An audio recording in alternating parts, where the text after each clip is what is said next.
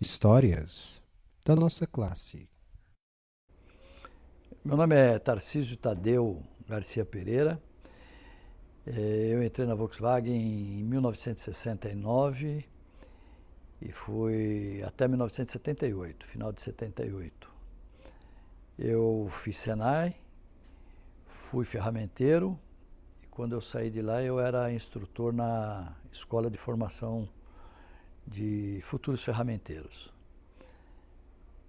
Tarcísio, como era o dia a dia dentro da fábrica?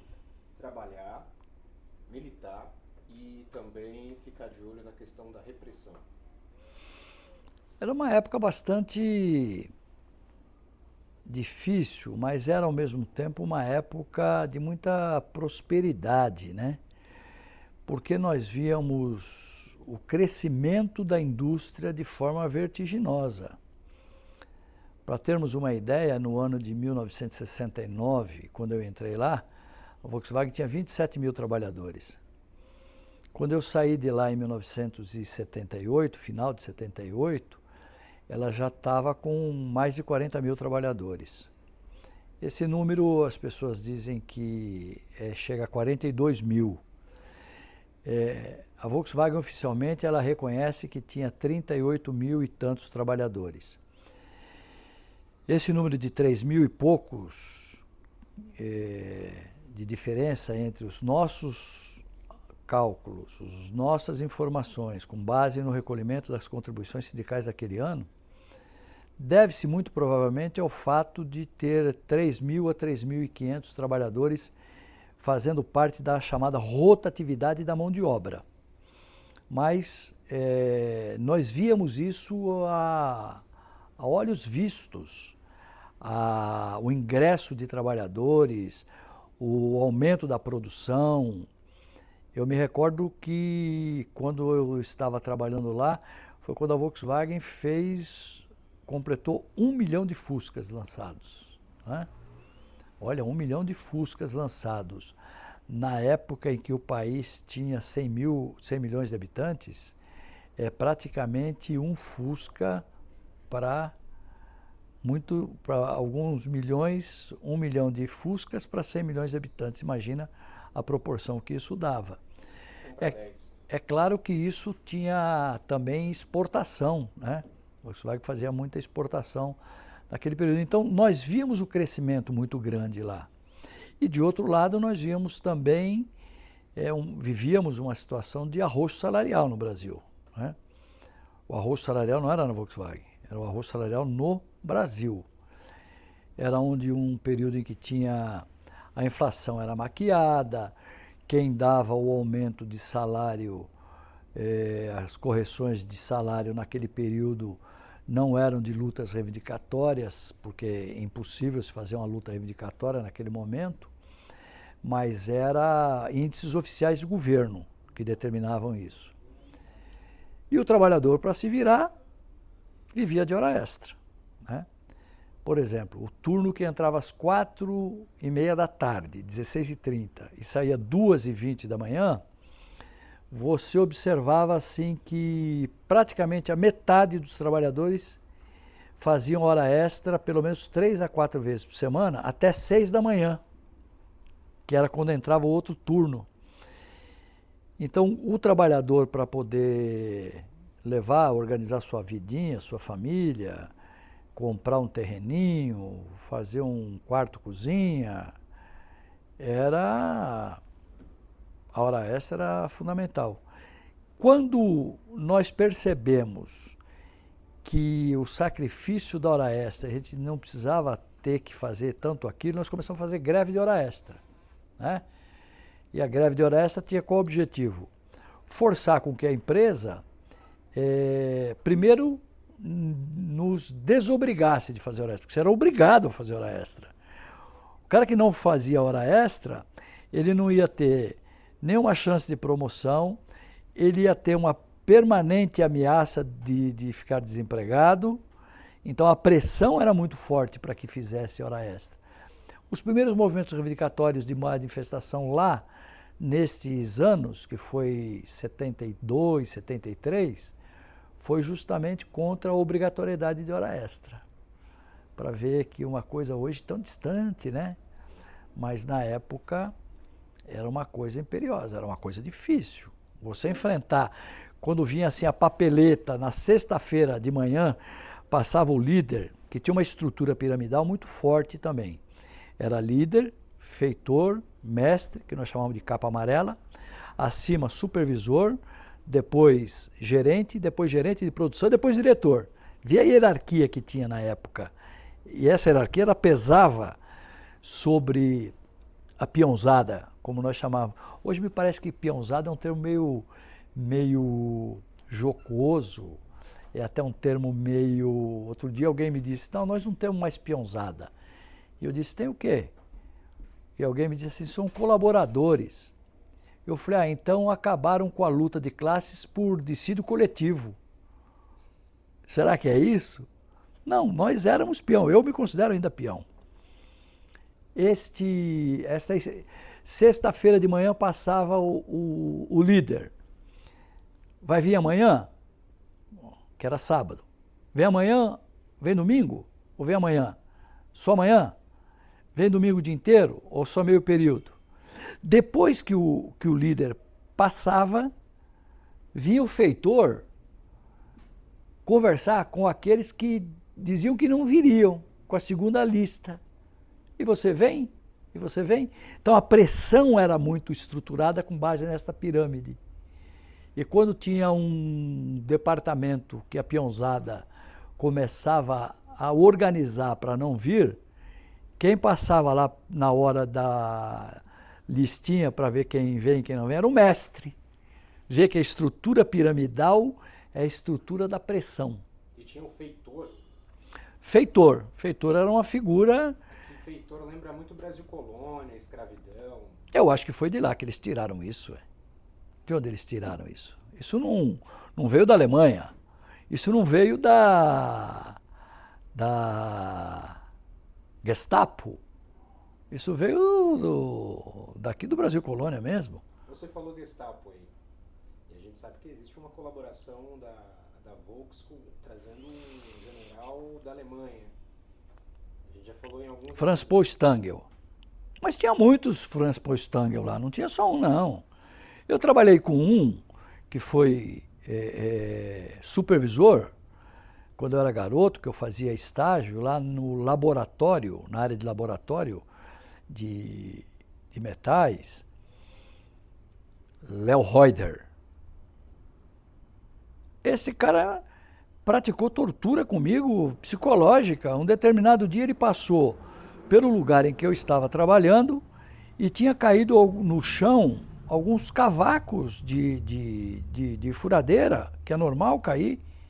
Na oficina é normal cair. Eu tinha saído da oficina e ido trabalhar no laboratório. E quando ele viu que caiu aqueles cavacos, ele andava com um cigarro na mão, assim, com aquela cinza longa, parou do meu lado e falou, o que é este cavaco? Eu falei, que cavaco que caiu daqui? O senhor vai varrer tudo. Eu fui, peguei uma pazinha, tirei e peguei, eu tinha 16 anos, limpei aquilo, pus no cesto. Ele falou, não, vai varrer a oficina toda agora. Tipo assim, de exemplo de pressão psicológica. Fez eu varrer a oficina inteira. Quando eu percebi que ele estava fazendo isso comigo de sacanagem, eu fiquei enrolando, varrendo. Falei, pô, esse alemão filho da puta aqui, vai achando que vai me tirar aqui. E eu, moleque, e todo garoto é rebelde. E eu, graças a Deus, fui rebelde. Ele viu que eu fiquei, quando eu cheguei no dia seguinte, ele falou, senhor, vai varrer a oficina hoje até 5 horas da tarde. E me pôs varrendo a oficina de manhã, das 8 às 5 horas da tarde. Este era um cara vindo da Alemanha e com aquele cigarrão jogando cinza no chão e obrigando que eu era aprendiz de ferramentaria e tinha que me submeter àquilo para não ir parar na segurança e não perder o emprego.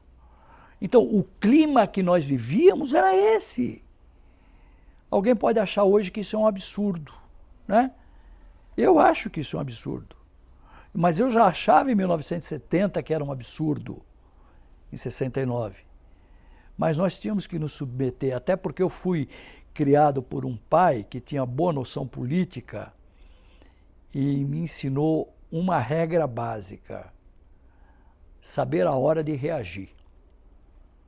E saber que tinha que esfriar a cabeça para não se expor. Você falou do seu pai, falou da sua criação.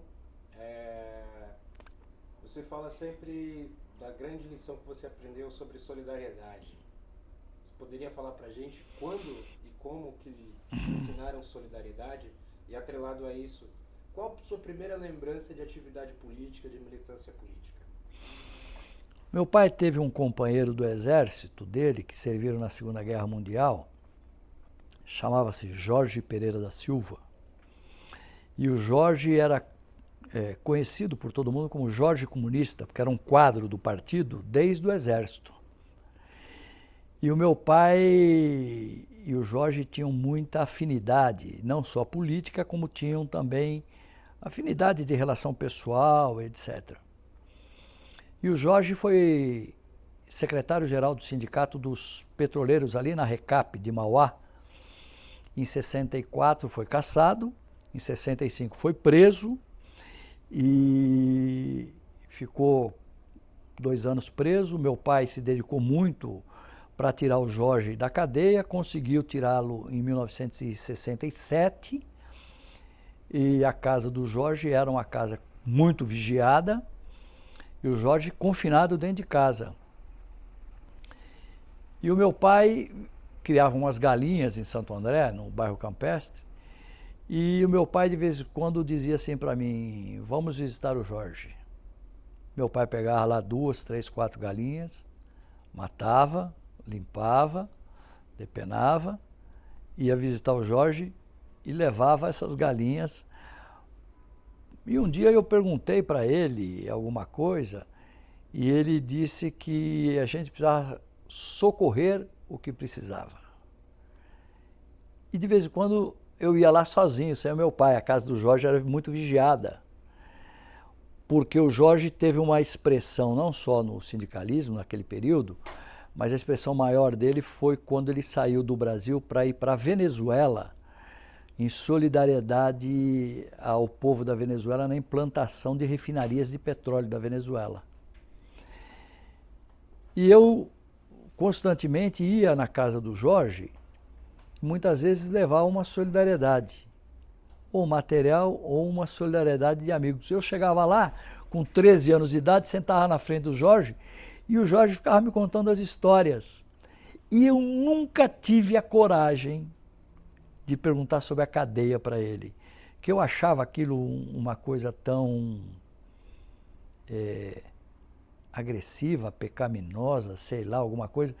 E eu conversava e falava com ele de tudo, mas eu nunca perguntei para ele sobre os 2 anos que ele ficou preso, né? E ele era muito grato, porque ele viu que, naquele momento, as organizações políticas estavam todas esfaceladas, clandestinas. O que sobrevive nessa hora é a solidariedade, né? Esse foi um gesto de solidariedade que eu vi o meu pai fazer, que para mim serviu de exemplo. E o mais interessante é que o meu pai acompanhou o Jorge até o Jorge morrer. E eu acompanhei o meu pai vendo as ações do meu pai com o Jorge, já um homem com 60 e tantos anos de idade, acabado, sofrido, tendo a vida destruída pela perseguição. Era um técnico de refinaria de petróleo e um homem que, como tantos outros, não passou fome por causa da solidariedade dos outros, dos bons amigos e bons companheiros. Isso eu aprendi com meu pai. A solidariedade é fundamental na luta política e em qualquer atividade humana. Isso foi um exemplo maior que eu tive da solidariedade política. Tarcísio, eu tenho feito essa pergunta para outros entrevistados, não vai ser diferente com você. Você é o presidente da Associação Henri Plage. Vou fazer essa pergunta para você. A associação congrega diversos lutadores e lutadoras do período da ditadura no chão da fábrica. O que você tem a dizer para quem tem a postura covarde de dizer que não aconteceu ditadura militar no Brasil? Primeiro precisa saber se essas pessoas sabem o que é autoritarismo. Primeiro precisa saber em que mundo essas pessoas estão. Outro dia eu participei de um debate, quase que de enfrentamento de ideias, em que um jovem dizia assim: o meu pai não foi preso na ditadura, o meu pai não foi perseguido na ditadura, porque o meu pai estava trabalhando. Eu disse, aí possivelmente nós estávamos lutando para que teu pai recebesse aumento de salário. É um pouco isso. As pessoas que acham que o fato dela enfiar a cabeça no buraco, ela não está deixando a bunda de fora, né? Quem fala que não teve ditadura e reafirma isso, teve uma péssima formação, não foi só nos bancos escolares, não. Foi dentro de casa, né? Porque em casa é onde uma família pode passar as maiores dificuldades, mas tem que mostrar para os seus por que está passando dificuldade. Eu acho que vale aqui um pouco aquele pensamento, aquela frase de Dom Helder Câmara, quando ele diz assim: quando dou pão aos pobres, me chamam de santo. Quando pergunto por que são pobres, me chamam de comunista, né? Isso vale um pouco para essa garotada aí que diz que não teve ditadura no Brasil. Quando é garotada, a gente ainda dá até um desconto, porque eles não viveram, então eles não estudaram, não foram informados. Agora, você pegar alguém que tem a minha idade, ou um pouco menos, e falar que não teve ditadura, é porque não saía nem de casa para ir para bailinho. Sabe por quê? Porque quem saía de casa para ir para bailinho, se não levasse uma carteira profissional no bolso, e se parasse em algum lugar, e se algum policial qualquer de uma rádio patrulha comum te abordasse, e por qualquer motivo, te dava um tapa na cara. Isso a gente não está falando nem sobre lei, a gente está falando sobre a arbitrariedade das forças de segurança para além da normalidade. Para muito além da normalidade. Você ia numa repartição pública e você era escorraçado pelo servidor público. Você ia num departamento médico e você tinha que ficar quietinho porque você não podia reivindicar, você não levantava para ir lá perguntar se ia demorar a consulta. Essas são as coisas que refletem o autoritarismo de um regime em todas as instâncias do poder. Eu vou levar aqui um caso. Era muito moda, na nossa época, salas de cinema. Vou pegar um exemplo, em Santo André, sala Carlos Gomes. E Cine Tangará, 2 cinemas, toda a cidade tinha 2 salas, 3 salas de cinema. Tinha 2 cadeiras separadas, poltronas, na última fileira, marcada, escrito polícia. Não se podia sentar nessas cadeiras, porque eram cadeiras reservadas para qualquer policial que passasse e entrasse no cinema e sentava naquela cadeira para assistir o filme. Por que isso? Por que isso? Estado de vigia, né? Permanente. Um estado permanente de opressão. Isso acontecia em todas as esferas de poder, reflexo de um regime de força, de um regime autoritário e de uma ditadura. Um determinado dia, estava eu e mais 2 companheiros de carro.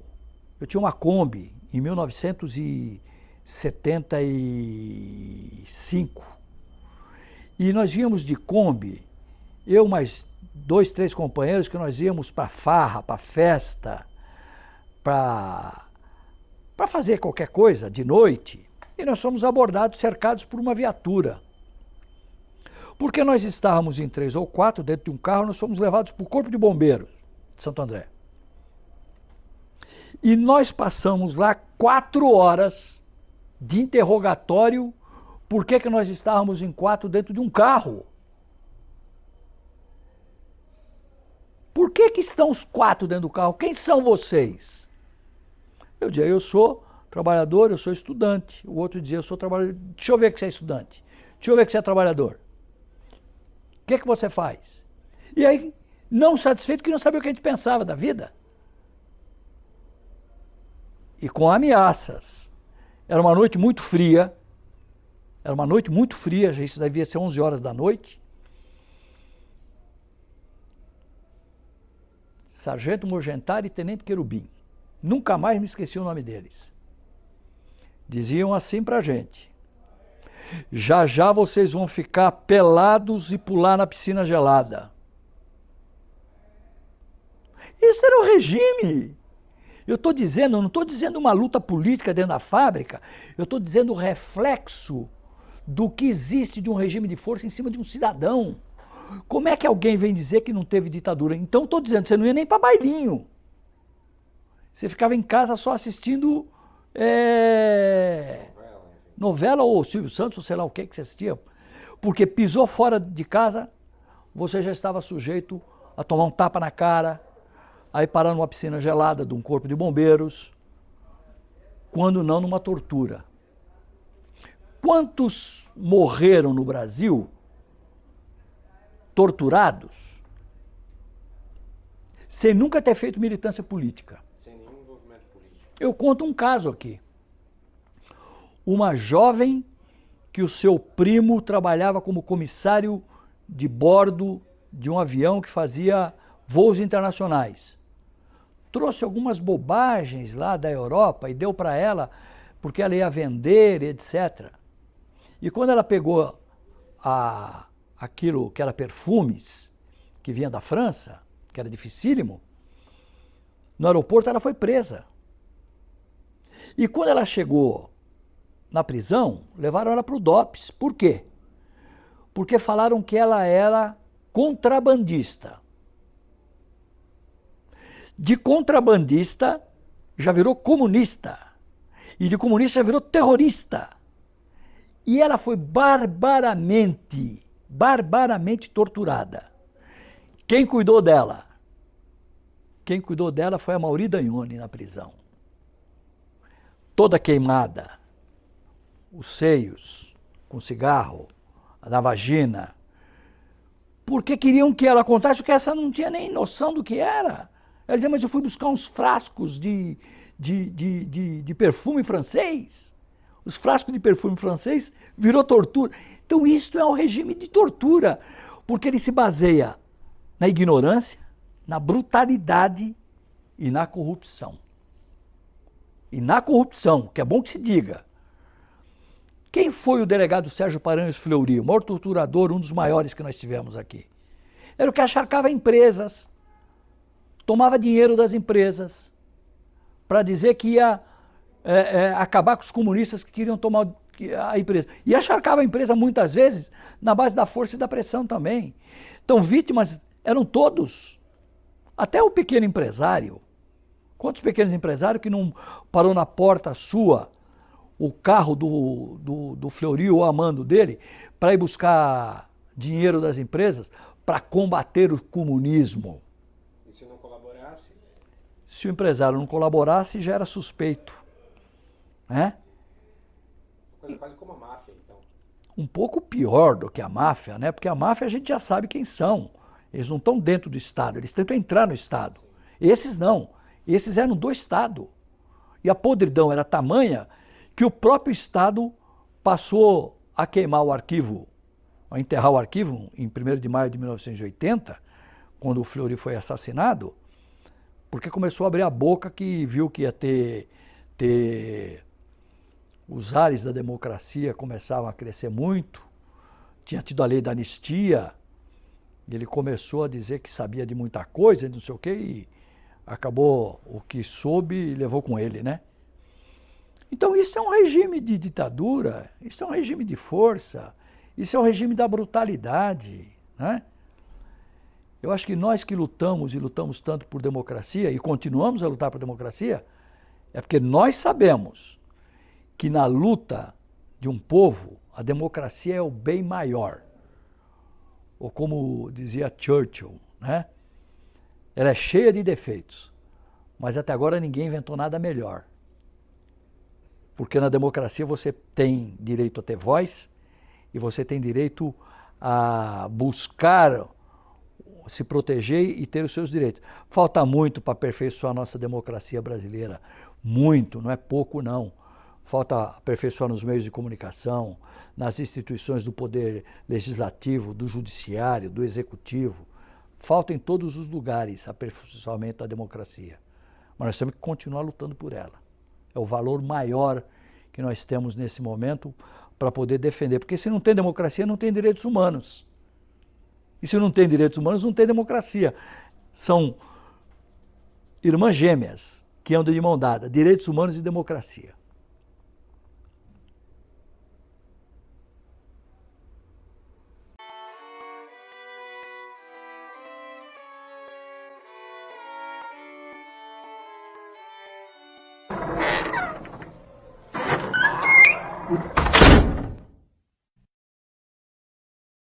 Histórias da nossa classe.